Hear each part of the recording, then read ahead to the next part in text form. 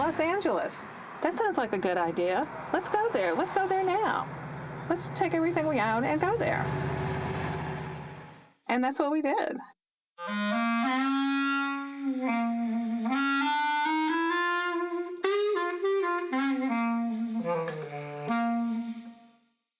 Testing, testing, 1, 2, 3. Women's building video. Okay. Ask the questions, Susan. Okay. Are there any women artists in there? No, there are no women artists in here. So far, no women artists. Did you want me to start on page 1? I wasn't furious that women weren't in art history. I mean, to me, it was just like, wow, this is great. Look what we have to do. You know, what an opportunity to be hugely rebellious.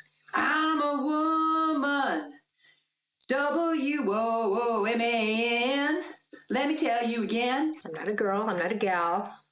I'm not a lady. I'm a woman.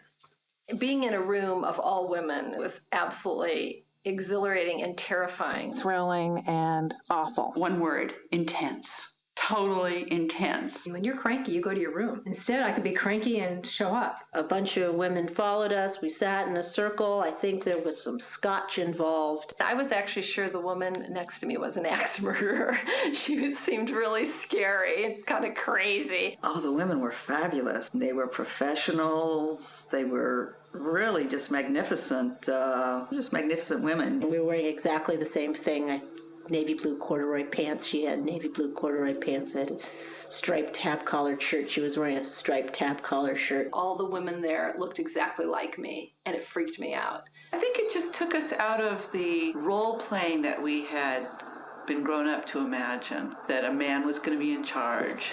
The rules were being changed, and they weren't written yet.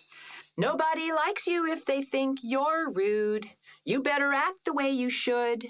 Nobody likes you if they think you're rude, but they'll reward you if you're good. Is my lipstick on straight? You know, once I did this gig, and someone actually in the audience said to me, "You're wearing lipstick. How can you be a feminist?" I was like, what? My story had value. And it was shocking to think that I could actually make art about myself. And it was a complete breakdown of everything I thought art was, and it opened a door. The personal was the political. Making work out of your own experience was, at that time, a political act. My voice could be heard because of the structure of consciousness raising where everybody gets to speak without being interrupted. That is very important.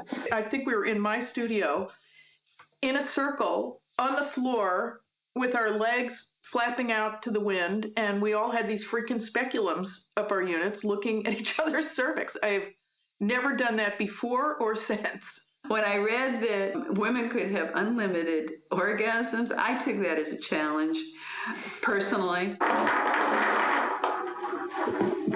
had already used approximately 30 batteries. Here I am. I'm naked and proud. Just as we'd come out of the Black Power movement. You know, I'm black and I'm proud. Well, here I am. I'm woman and I'm proud. Here I am in all my naked glory. We were defining how we see our own nakedness, our own bodies, not as observers, but as knowing the inside story. Well, I certainly think we gave up some credibility in the art world as young artists. We were these sort of dumb beasts who were, making art about our bodies. Let me make art about my vagina because I am a woman. As if our work had no intellectual rigor or critique. Some women artists wanted to be seen as just being in, as Judy Chicago called it, the big ball game. And we were not the big ball game.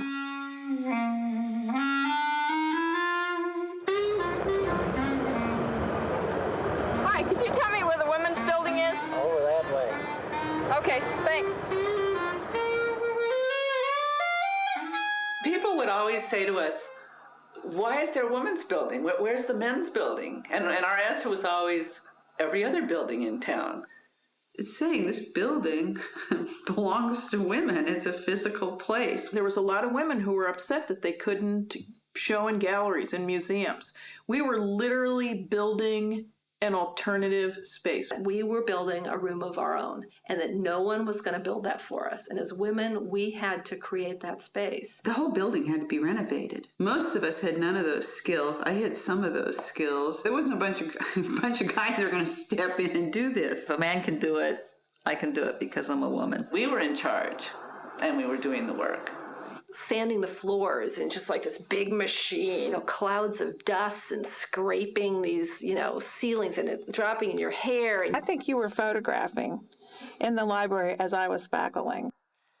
She said, "Oh, I'll put up the walls. I'll frame it." And she told me later that she got out a book that night about how to frame a wall. She had no idea how to do it before then. You want to make art, fine, but you also learned how to write a press release and how to mount a show and how to frame your work. Everything I did, I'd never done before. I curated art shows. There was something distinct about having a public center for women's culture versus a community center that was dealing with women's issues, childcare, health needs. We learned every single aspect of what it meant to be an artist in the world. And to, claim the world as ours. I didn't have to create a treatise about why my work had value. It was created by the Women's Building. I think they almost stood behind me like family. I respect you. Really appreciate the things you do. My name is Jerry Allen. My name is Miriam Cutler. Sherry Galkey. Susan King. Laurel Click. I like you.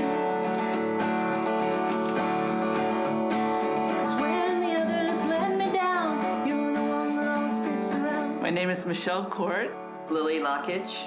My name is Eileen Segala. When I'm feeling all alone, you're the one that always takes me home. I'm Frank with the PH and a hard C. And I'm Susan Mogul. And I respect you. I really appreciate the things you do.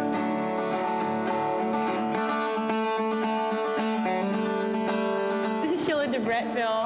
She's one of the founding mothers of the Women's Building and the Feminist Studio Workshop.